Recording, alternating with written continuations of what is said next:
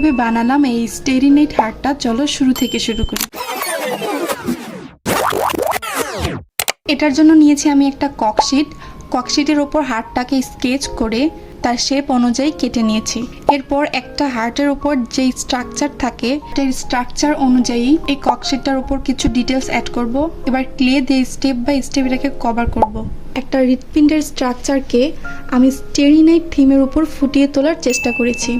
হৃৎপিণ্ডের কিছু ডিটেলস আর স্টেরি নাইটের কিছু ডিটেলসের কম্বিনেশনে আমি পুরো ক্লেটাকে কভার করেছি। ক্লে দিয়ে কভার করা শেষ, এবার এটাকে আমরা কালার করব। স্টেরি নাইটের যে কালারগুলো থাকে, ব্লু এর ডিফারেন্ট শেড, অরেঞ্জ আর ইয়েলো ডিফারেন্ট শেড দিয়ে পুরো হার্টটাকে কালার করব। এরপর এর মধ্যে স্টেরি নাইটের কিছু ডিটেলস অ্যাড করব।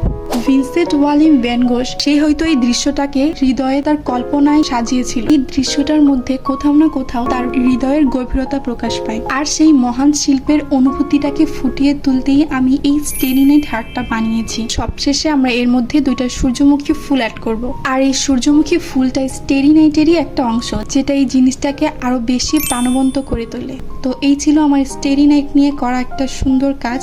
কেমন লেগেছে তোমাদের কাছে অবশ্যই জানাবে।